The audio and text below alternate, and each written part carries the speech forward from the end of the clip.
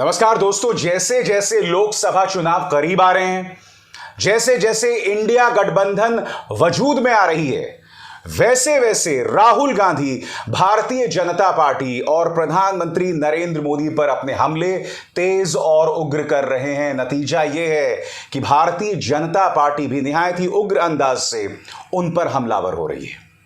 राहुल गांधी ने कल अपने तमाम कार्यकर्ताओं को संबोधित करते हुए एक बहुत बड़ी बात कह डाली। उन्होंने कहा कि ब्रितानी यानी वो ब्रिटिश हुकूमत, वो लोग कांग्रेस मुक्त भारत नहीं कर पाए तो मोदी जी आप क्या चीज हैं। मैंने तो बहुत इज्जत के साथ मोदी जी कहा। मैं चाहूंगा कि आप सुने राहुल गांधी इस बात को किस तरह से रख रहे हैं आपकी स्क्रीन पर। मोदी जी आए थे तो उन्होंने कहा कांग्रेस मुक्त भारत, याद है आपको नारा? अब दुनिया का सुपर पावर जो था, इंग्लैंड था, वो कांग्रेस मुक्त भारत नहीं कर पाया, मोदी कैसे करेगा?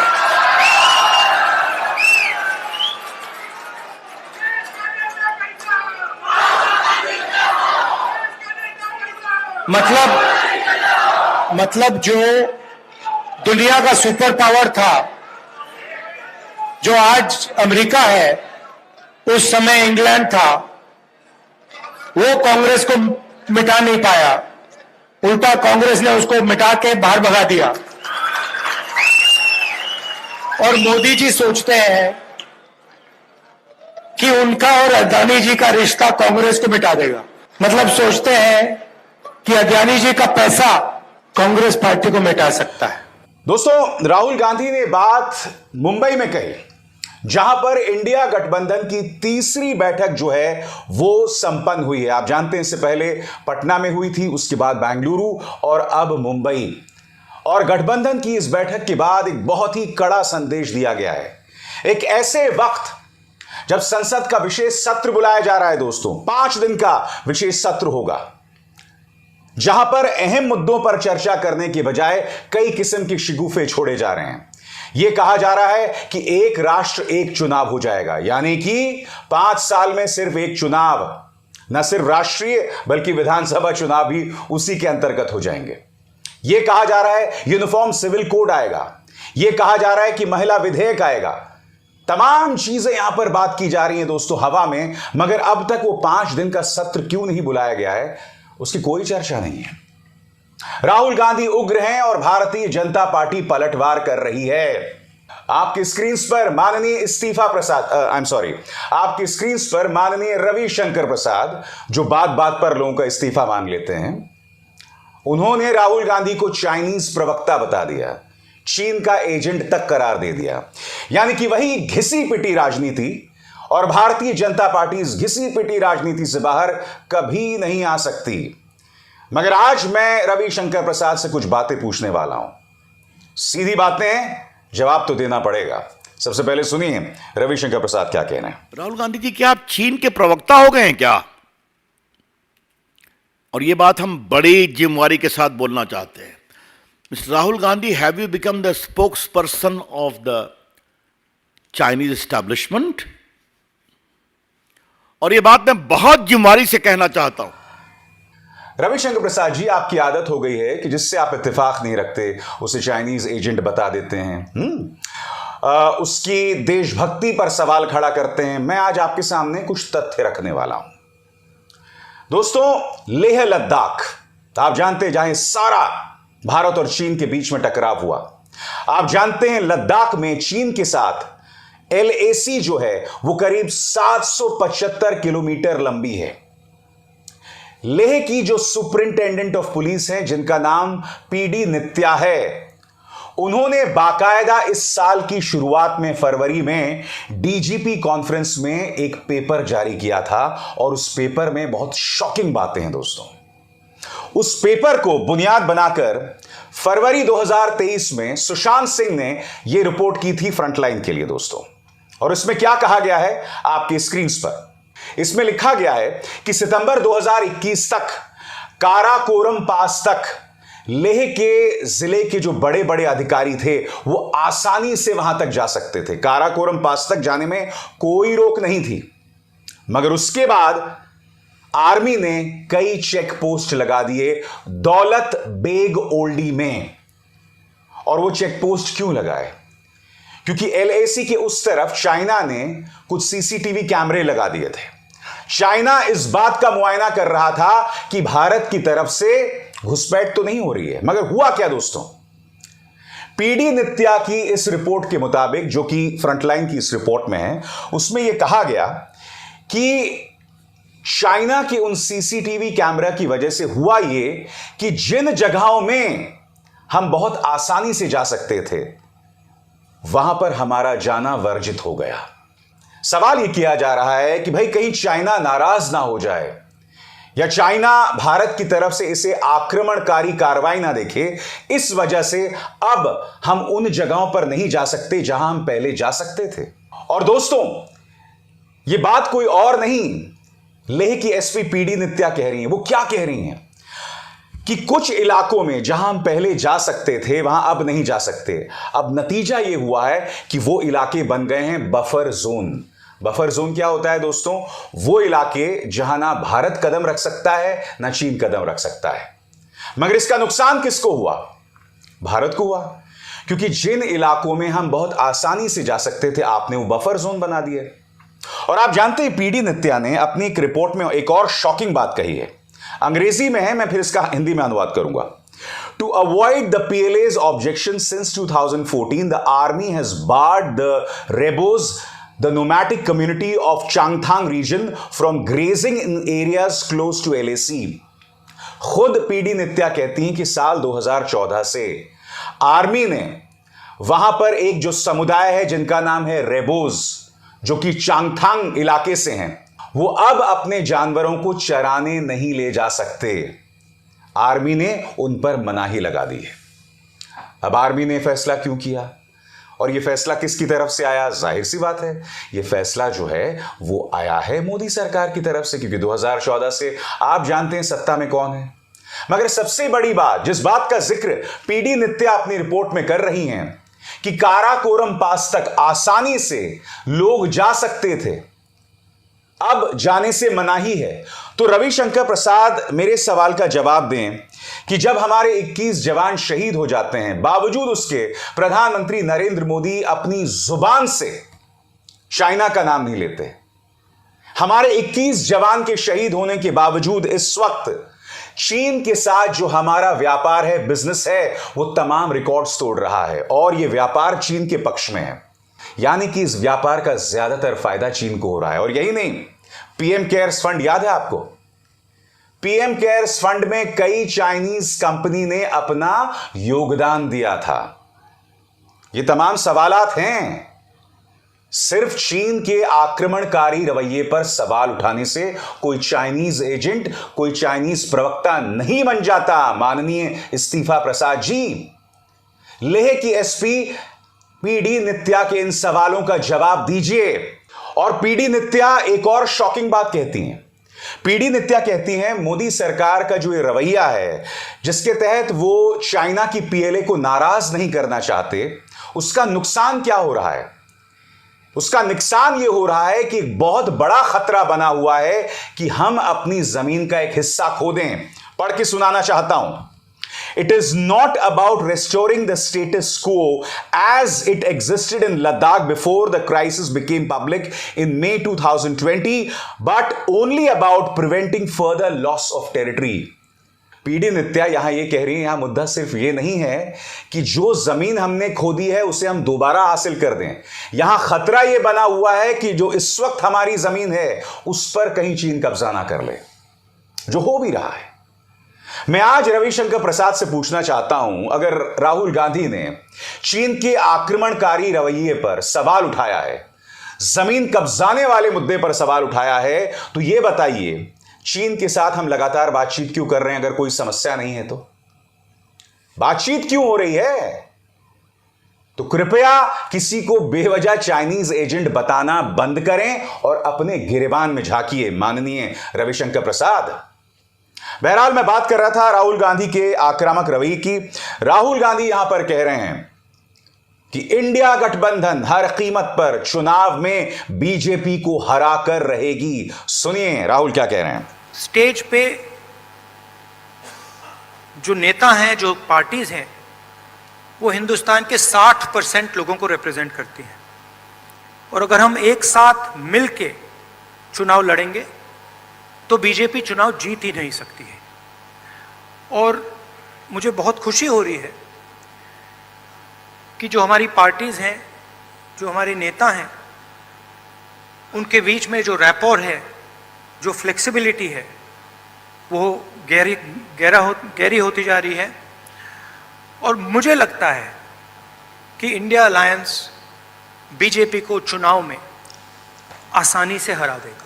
दोस्तों आज मैं 2-3 चीजें कहना चाहता हूं। जैसे जैसे हम चुनावों की तरफ बढ़ रहे हैं, हो क्या रहा है, मोदी सरकार भी ओवरड्राइव पर है। अब संसद का विशेष सत्र बुला लिया गया है 5 दिन के लिए।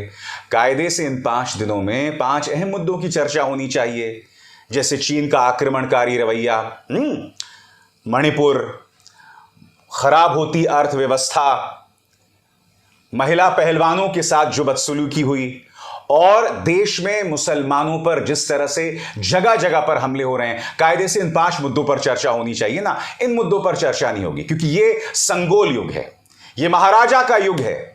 इसलिए उन 5 दिनों में भी उन्हीं मुद्दों पर चर्चा होगी जिससे बीजेपी को चुनावी फायदा होगा। और मैं आपको बतला दूं, संसद का विशेष सत्र जब भी बुलाया गया है, अहम मुद्दों पर बुलाया गया है, अहम मौकों पर बुलाया गया है। मैं जानना चाहता हूं कि इस बार 5 दिन के लिए जो संसद सत्र बुलाया गया है, किस लिए बुलाया गया है? क्योंकि अब तक सरकार ने अपनी तरफ से आधिकारिक तौर पर यह बयान जारी नहीं किया है कि भाई ये सत्र बुलाया भी गया है तो क्यों बुलाया गया है। ये लोकतंत्र है, पारदर्शिता बरतिए, बताइए कि आप ये सत्र क्यों बुला रहे हैं। हवाई बातें मत कीजिए, अनर्गल बयान मत दीजिए कि सवाल उठाने वाले पत्रकारों और विपक्ष के नेताओं को आप चाइनीज एजेंट और चाइनीज प्रवक्ता बता दें। आपके अनर्गल और वाहियात बयानों से उन पे कोई असर नहीं पड़ने वाला है। वो और दमदार अंदाज से आपसे सवाल पूछते रहेंगे क्योंकि वो आपसे डरते नहीं हैं। अभिसार शर्मा को दीजिए इजाजत। नमस्कार। स्वतंत्र और आजाद पत्रकारिता का समर्थन कीजिए, सच में मेरा साथी बनिए। बहुत आसान है दोस्तों, इस ज्वाइन बटन को दबाइए और आपके सामने आएंगे ये 3 विकल्प। इनमें से एक चुनिए और सच के इस सफर में मेरा साथी बनिए।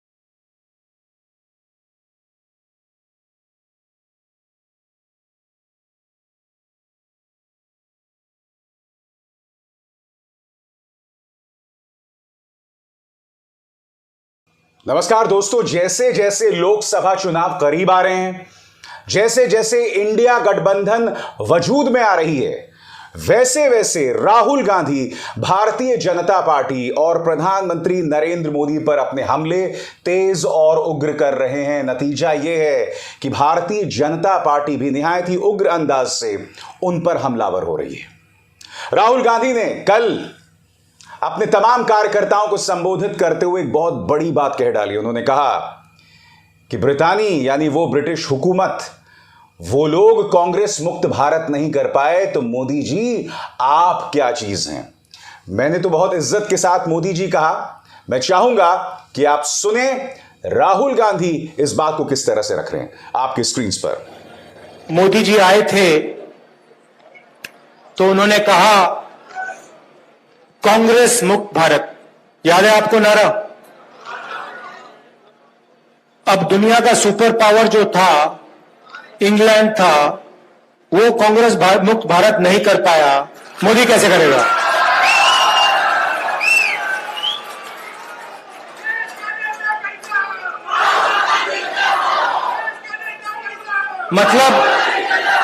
मतलब जो दुनिया का सुपर पावर था, जो आज अमेरिका है, उस समय इंग्लैंड था, वो कांग्रेस को मिटा नहीं पाया, उल्टा कांग्रेस ने उसको मिटा के बाहर भगा दिया।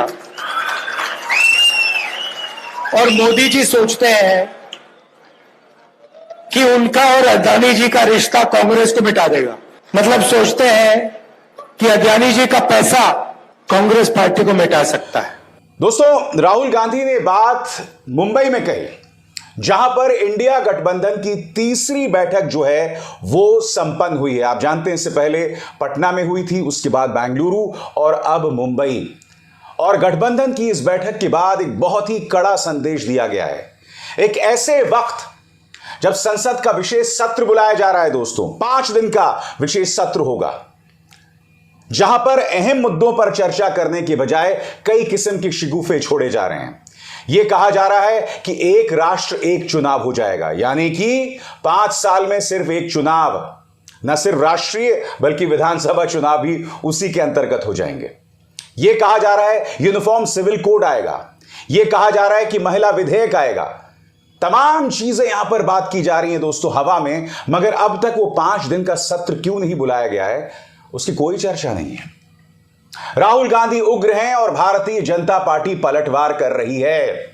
आपकी स्क्रीन पर माननीय आपकी स्क्रीन पर माननीय रविशंकर प्रसाद, जो बात बात पर लोगों का इस्तीफा मांग लेते हैं, उन्होंने राहुल गांधी को चाइनीज प्रवक्ता बता दिया, चीन का एजेंट तक करार दे दिया। यानी कि वही घिसी पिटी राजनीति, और भारतीय जनता पार्टी इस घिसी पिटी राजनीति से बाहर कभी नहीं आ सकती। मगर आज मैं रविशंकर प्रसाद से कुछ बातें पूछने वाला हूं। सीधी बातें, जवाब तो देना पड़ेगा। सबसे पहले सुनिए रविशंकर प्रसाद क्या कह रहे हैं। राहुल गांधी जी, क्या आप चीन के प्रवक्ता हो गए हैं क्या? और ये बात हम बड़ी जिम्मेवारी के साथ बोलना चाहते हैं। Mister Rahul Gandhi, have you become the spokes person of the Chinese establishment? और ये बात मैं बहुत जिम्मेवारी से कहना चाहता हूं। रविशंकर प्रसाद जी, आपकी आदत हो गई है कि जिससे आप इत्तेफाक नहीं रखते उसे चाइनीज एजेंट बता देते हैं, उसकी देशभक्ति पर सवाल खड़ा करते हैं। मैं आज आपके सामने कुछ तथ्य रखने वाला हूं दोस्तों। लेह लद्दाख, आप जानते हैं, जहां सारा भारत और चीन के बीच में टकराव हुआ। आप जानते हैं लद्दाख में चीन के साथ LAC जो है वो करीब 775 किलोमीटर लंबी है। लेह की जो सुपरिंटेंडेंट ऑफ पुलिस हैं, जिनका नाम PD नित्या है, उन्होंने बाकायदा इस साल की शुरुआत में फरवरी में DGP कॉन्फ्रेंस में एक पेपर जारी किया था, और उस पेपर में बहुत शॉकिंग बातें हैं दोस्तों। उस पेपर को बुनियाद बनाकर फरवरी 2023 में सुशांत सिंह ने यह रिपोर्ट की थी फ्रंटलाइन के लिए दोस्तों। और इसमें क्या कहा गया है आपकी स्क्रीन पर, इसमें लिखा गया है कि सितंबर 2021 तक काराकोरम पास तक लेह के जिले के जो बड़े बड़े अधिकारी थे वो आसानी से वहां तक जा सकते थे। काराकोरम पास तक जाने में कोई रोक नहीं थी। मगर उसके बाद आर्मी ने कई चेक पोस्ट लगा दिए दौलत बेग ओल्डी में। और वो चेक पोस्ट क्यों लगाए? क्योंकि एलएसी के उस तरफ चाइना ने कुछ सीसीटीवी कैमरे लगा दिए थे। चाइना इस बात का मुआयना कर रहा था कि भारत की तरफ से घुसपैठ तो नहीं हो रही है। मगर हुआ क्या दोस्तों? पीडी नित्या की इस रिपोर्ट के मुताबिक, जो कि फ्रंटलाइन की इस रिपोर्ट में है, उसमें यह कहा गया कि चाइना के उन सीसीटीवी कैमरा की वजह से हुआ यह कि जिन जगहों में हम बहुत आसानी से जा सकते थे, वहां पर हमारा जाना वर्जित हो गया। सवाल यह किया जा रहा है कि भाई कहीं चाइना नाराज ना हो जाए या चाइना भारत की तरफ से इसे आक्रमणकारी कार्रवाई ना देखे, इस वजह से अब हम उन जगहों पर नहीं जा सकते जहां हम पहले जा सकते थे। और दोस्तों, यह बात कोई और नहीं, लेह की एसपी पीडी नित्या कह रही हैं। वो क्या कह रही हैं कि कुछ इलाकों में जहां हम पहले जा सकते थे वहां अब नहीं जा सकते। अब नतीजा यह हुआ है कि वो इलाके बन गए हैं बफर जोन। बफर जोन क्या होता है दोस्तों? वो इलाके जहां ना भारत कदम रख सकता है ना चीन कदम रख सकता है। मगर इसका नुकसान किसको हुआ? भारत को हुआ, क्योंकि जिन इलाकों में हम बहुत आसानी से जा सकते थे, आपने वो बफर जोन बना दिए। और आप जानते हैं, पीडी नित्या ने अपनी एक रिपोर्ट में एक और शॉकिंग बात कही है। अंग्रेजी में है, मैं फिर इसका हिंदी में अनुवाद करूंगा। To avoid the PLA's objection since 2014, the army has barred the Rebos, the nomadic community of Changthang region, from grazing in areas close to LAC. खुद पीडी नित्या कहती हैं कि साल 2014 से आर्मी ने वहां पर एक जो समुदाय है जिनका नाम है रेबोज, जो कि चांगथांग इलाके से हैं, वो अब अपने जानवरों को चराने नहीं ले जा सकते। आर्मी ने उन पर मनाही लगा दी है। अब आर्मी ने फैसला क्यों किया और यह फैसला किसकी तरफ से आया? जाहिर सी बात है, यह फैसला जो है वो आया है मोदी सरकार की तरफ से, क्योंकि 2014 से आप जानते हैं सत्ता में कौन है। मगर सबसे बड़ी बात, जिस बात का जिक्र पीडी नित्या अपनी रिपोर्ट में कर रही हैं कि काराकोरम पास तक आसानी से लोग जा सकते थे, अब जाने से मनाही है। तो रविशंकर प्रसाद मेरे सवाल का जवाब दें कि जब हमारे 21 जवान शहीद हो जाते हैं, बावजूद उसके प्रधानमंत्री नरेंद्र मोदी अपनी जुबान से चाइना का नाम नहीं लेते। हमारे 21 जवान के शहीद होने के बावजूद इस वक्त चीन के साथ जो हमारा व्यापार है, बिजनेस है, वो तमाम रिकॉर्ड्स तोड़ रहा है और यह व्यापार चीन के पक्ष में है। यानी कि इस व्यापार का ज्यादातर फायदा चीन को हो रहा है। और यही नहीं, पीएम केयर्स फंड याद है आपको? पीएम केयर्स फंड में कई चाइनीज कंपनी ने अपना योगदान दिया था। ये तमाम सवालात हैं। सिर्फ चीन के आक्रमणकारी रवैये पर सवाल उठाने से कोई चाइनीज एजेंट, कोई चाइनीज प्रवक्ता नहीं बन जाता। माननीय इस्तीफा प्रसाद जी, लेह की एसपी पीडी नित्या के इन सवालों का जवाब दीजिए। और पीडी नित्या एक और शॉकिंग बात कहती हैं। पीडी नित्या कहती हैं मोदी सरकार का जो ये रवैया है, जिसके तहत वो चाइना की PLA को नाराज नहीं करना चाहते, उसका नुकसान क्या हो रहा है? उसका नुकसान यह हो रहा है कि एक बहुत बड़ा खतरा बना हुआ है कि हम अपनी जमीन का एक हिस्सा खो दें। पढ़ के सुनाना चाहता हूं। It is not about restoring the status quo as it existed in Ladakh before the crisis became public in May 2020, but only about preventing further loss of territory. PD Nitya यहां यह कह रही है, यहां मुद्दा सिर्फ यह नहीं है कि जो जमीन हमने खो दी है उसे हम दोबारा हासिल कर दें। यहां खतरा यह बना हुआ है कि जो इस वक्त हमारी जमीन है उस पर कहीं चीन कब्जा ना कर ले, जो हो भी रहा है। मैं आज रविशंकर प्रसाद से पूछना चाहता हूं, अगर राहुल गांधी ने चीन के आक्रमणकारी रवैये पर सवाल उठाया है, जमीन कब्जाने वाले मुद्दे पर सवाल उठाया है, तो यह बताइए चीन के साथ हम लगातार बातचीत क्यों कर रहे हैं? अगर कोई समस्या नहीं है तो बातचीत क्यों हो रही है? तो कृपया किसी को बेवजह चाइनीज एजेंट बताना बंद करें और अपने गिरेबान में झांकिए, माननीय रविशंकर प्रसाद। बहरहाल मैं बात कर रहा था राहुल गांधी के आक्रामक रवैये की। राहुल गांधी यहां पर कह रहे हैं कि इंडिया गठबंधन हर कीमत पर चुनाव में बीजेपी को हरा कर रहेगी। सुनिए राहुल क्या कह रहे हैं। स्टेज पे जो नेता हैं, जो पार्टीज हैं, वो हिंदुस्तान के 60% लोगों को रिप्रेजेंट करती हैं। और अगर हम एक साथ मिलके चुनाव लड़ेंगे तो बीजेपी चुनाव जीत ही नहीं सकती है। और मुझे बहुत खुशी हो रही है कि जो हमारी पार्टीज हैं, जो हमारे नेता हैं, उनके बीच में जो रैपोर है, जो फ्लेक्सिबिलिटी है, वो गहरी होती जा रही है। और मुझे लगता है कि इंडिया अलायंस बीजेपी को चुनाव में आसानी से हरा देगा। दोस्तों आज मैं 2-3 चीजें कहना चाहता हूं। जैसे जैसे हम चुनावों की तरफ बढ़ रहे हैं, हो क्या रहा है, मोदी सरकार भी ओवरड्राइव पर है। अब संसद का विशेष सत्र बुला लिया गया है 5 दिन के लिए। कायदे से इन 5 दिनों में 5 अहम मुद्दों की चर्चा होनी चाहिए, जैसे चीन का आक्रमणकारी रवैया, मणिपुर, खराब होती अर्थव्यवस्था, महिला पहलवानों के साथ जो बदसलूकी हुई, और देश में मुसलमानों पर जिस तरह से जगह जगह पर हमले हो रहे हैं। कायदे से इन 5 मुद्दों पर चर्चा होनी चाहिए ना। इन मुद्दों पर चर्चा नहीं होगी क्योंकि ये संगोल युग है, ये महाराजा का युग है। इसलिए उन 5 दिनों में भी उन्हीं मुद्दों पर चर्चा होगी जिससे बीजेपी को चुनावी फायदा होगा। और मैं आपको बतला दूं, संसद का विशेष सत्र जब भी बुलाया गया है, अहम मुद्दों पर बुलाया गया है, अहम मौकों पर बुलाया गया है। मैं जानना चाहता हूं कि इस बार 5 दिन के लिए जो संसद सत्र बुलाया गया है, किस लिए बुलाया गया है? क्योंकि अब तक सरकार ने अपनी तरफ से आधिकारिक तौर पर यह बयान जारी नहीं किया है कि भाई ये सत्र बुलाया भी गया है तो क्यों बुलाया गया है। ये लोकतंत्र है, पारदर्शिता बरतिए, बताइए कि आप ये सत्र क्यों बुला रहे हैं। हवाई बातें मत कीजिए, अनर्गल बयान मत दीजिए कि सवाल उठाने वाले पत्रकारों और विपक्ष के नेताओं को आप चाइनीज एजेंट और चाइनीज प्रवक्ता बता दें। आपके अनर्गल और वाहियात बयानों से उन पे कोई असर नहीं पड़ने वाला है। वो और दमदार अंदाज से आपसे सवाल पूछते रहेंगे क्योंकि वो आपसे डरते नहीं हैं। अभिसार शर्मा को दीजिए इजाजत। नमस्कार।